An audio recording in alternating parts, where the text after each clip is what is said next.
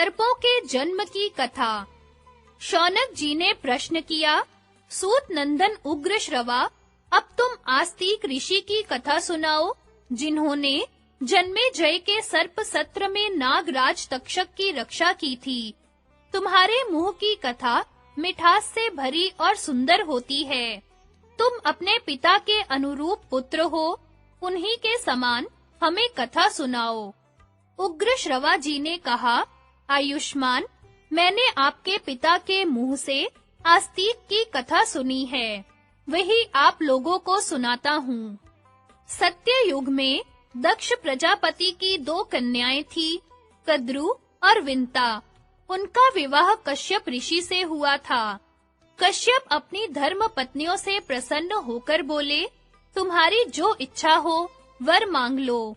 कद्रु ने कहा, 1000 समान तेजस्वी नाग मेरे पुत्र हों। विंता बोली, तेज, शरीर और बल विक्रम में कद्रु के पुत्रों से श्रेष्ठ केवल 2 ही पुत्र मुझे प्राप्त हों। कश्यप जी ने एवं अस्तु कहा, दोनों प्रसन्न हो गई। सावधानी से गर्भ रक्षा करने की आज्ञा देकर कश्यप जी वन में चले गए। समय आने पर कद्रु ने 1000 और विंता ने 2 अंडे दिए। दासियों से प्रसन्न होकर गरम बर्तनों में उन्हें रख दिया। 500 वर्ष पूरे होने पर कद्रु के तो 1000 पुत्र निकल आए, परंतु विंता के 2 बच्चे नहीं निकले। विंता ने अपने हाथों एक अंडा फोड़ डाला। उस अंडे का शिशु आधे शरीर से तो पुष्ट हो गया था, परंतु उसका नीचे का आधा शरीर अभी कच्चा था। नवजात शिशु ने क्रोधित होकर अपनी माता को शाप दिया, माँ, तूने लोभवश मेरे अधूरे शरीर को ही निकाल लिया है, इसलिए तू अपनी उसी सौत की 500 वर्ष तक दासी रहेगी, जिससे डाह करती है। यदि मेरी तरह तूने दूसरे अंडे को भी फोड़कर उसके बालक को अंगहीन या विकृतांग न किया, तो वही तुझे इस शाप से मुक्त करेगा। यदि तेरी ऐसी इच्छा है कि तेरा दूसरा बालक बलवान हो, तो धैर्य के साथ 500 वर्ष तक और प्रतीक्षा कर। इस प्रकार शाप देकर वह बालक आकाश में उड़ गया और सूर्य का सारथी बना। प्रातःकालीन लालिमा उसी की झलक है। उस बालक का नाम अरुण हुआ। एक बार कद्रु और विंता दोनों बहनें एक साथ ही घूम रही थी और उन्हें पास ही उच्चश्रवा नाम का घोड़ा दिखाई दिया। यह अश्वरत्न अमृत मंथन के समय उत्पन्न हुआ था और समस्त अश्वों में श्रेष्ठ, बलवान, विजयी, सुंदर, अजर, दिव्य एवं सब शुभ लक्षणों से युक्त था। उसे देखकर वे दोनों आपस में उसका वर्णन करने लगी। शौनक जी ने पूछा, सूत नंदन, देवताओं ने अमृत मंथन किस स्थान पर और क्यों किया था? अमृत मंथन के समय उच्च श्रवा घोड़ा किस प्रकार उत्पन्न हुआ? उग्र श्रवा जी महर्षि शौनक का यह प्रश्न सुनकर उसे अमृत मंथन की कथा कहने लगे। समुद्र मंथन और अमृत आदि की प्राप्ति। उग्र श्रवा जी ने कहा, शौनक आदि ऋषियों, मेरु नाम का एक पर्वत है। वह इतना चमकीला है मानो तेज की राशि हो। उसकी सुनहली चोटियों की चमक के सामने सूर्य की प्रभा फीकी पड़ जाती है।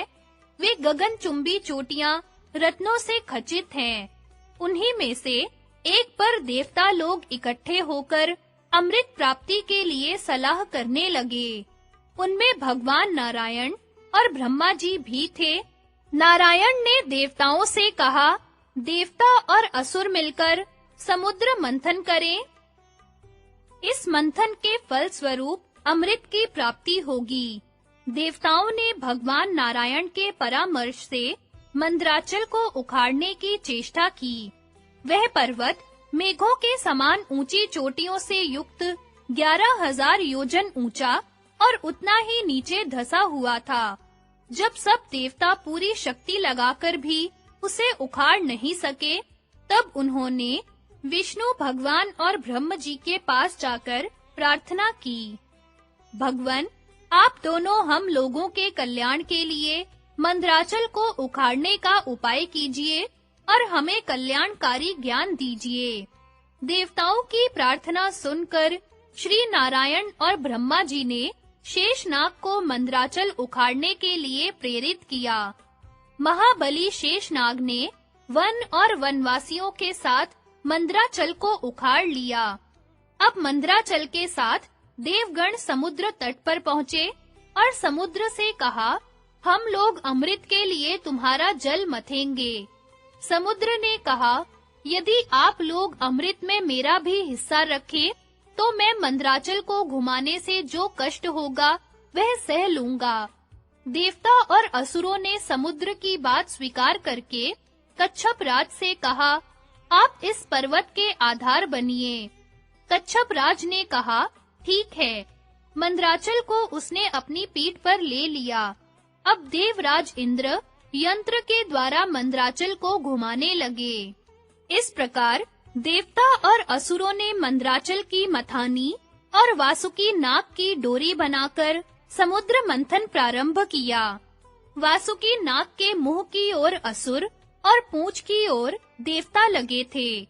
बार-बार खींचे जाने के कारण वासुकी नाग के मुख से धुएं और अग्नि ज्वाला के साथ सांस निकलने लगी। वह सांस थोड़ी ही देर में मेघ बन जाती और वह मेघ थके मांदे देवताओं पर जल बरसाने लगता। पर्वत के शिखर से पुष्पों की झड़ी लग गई। महामेघ के समान गंभीर शब्द होने लगा। पहाड़ पर के वृक्ष आपस में टकराकर गिरने लगे। उनकी रगड़ से आग लग गई। इंद्र ने मेघों के द्वारा जल बरसवाकर उसे शांत किया। वृक्षों के दूध और औषधियों के रस चू-चू कर समुद्र में आने लगे। औषधियों के अमृत के समान प्रभावशाली रस और दूध तथा सर्वगुणमय मंदराचल की अनेकों दिव्य प्रभाव वाली मणियों से चूने वाले जल के स्पर्श से ही देवता अमृतत्व को प्राप्त होने लगे। उन उत्तम रसों के सम्मिश्रण से समुद्र का जल दूध बन गया और दूध से घी बनने लगा। देवताओं ने मथते-मथते थक कर ब्रह्मा जी से कहा, भगवान नारायण के अतिरिक्त सभी देवता और असुर थक गए हैं। समुद्र मथते-मथते इतना समय बीत गया है, परंतु अब तक अमृत नहीं निकला। ब्रह्मा जी ने भगवान विष्णु से कहा, भगवन, आप इन्हें बल दीजिए। आप ही इनके एकमात्र आश्रय हैं। विष्णु भगवान ने कहा, जो लोग इस कार्य में लगे हुए हैं, मैं उन्हें बल दे रहा हूँ।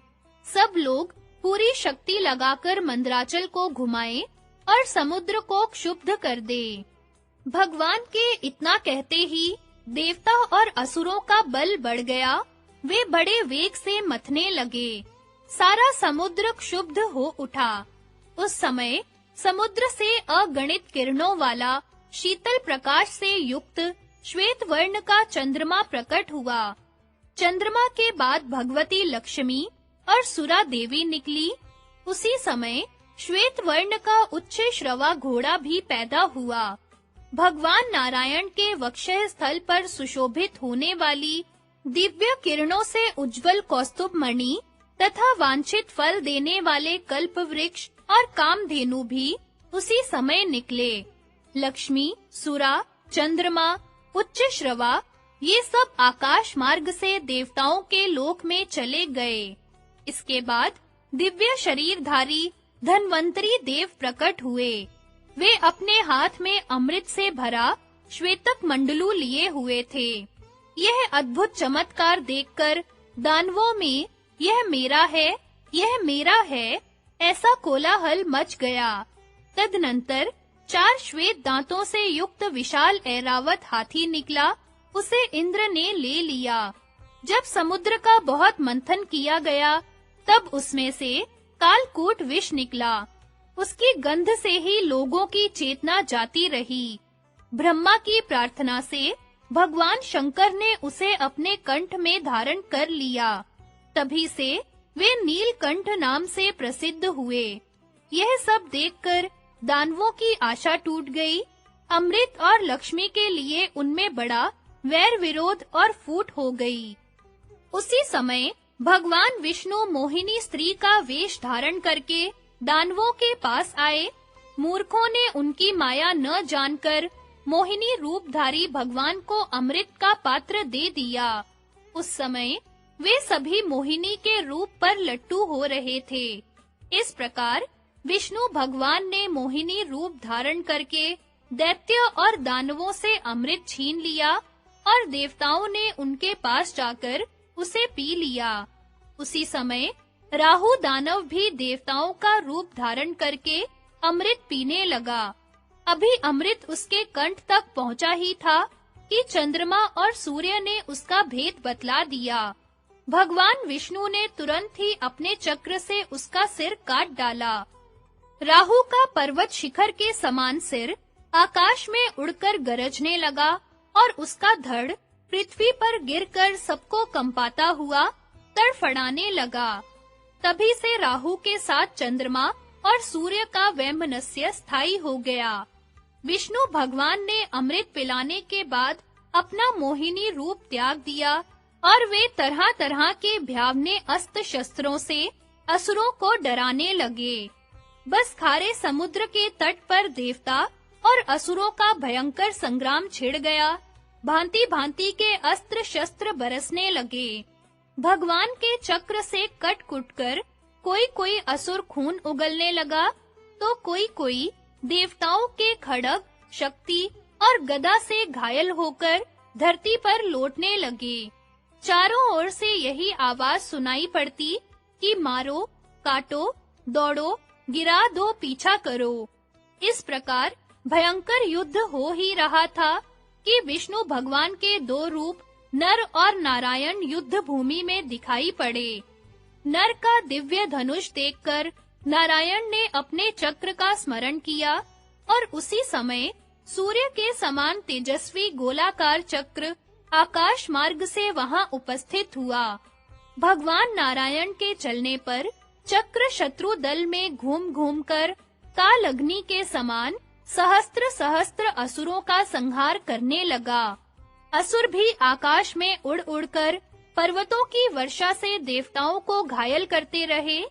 उस समय देव शिरोमणि नर ने बाणों के द्वारा पर्वतों की चोटियां काट-काट कर उन्हें आकाश में बिछा दिया और सुदर्शन चक्र घास-फूस की तरह दैत्यों को काटने लगा। इससे भयभीत होकर असुर गण पृथ्वी और समुद्र में छिप गए। देवताओं की जीत हुई। मंदराचल को सम्मान पूर्वक यथास्थान पहुंचा दिया गया। सभी अपने-अपने स्थान पर गए।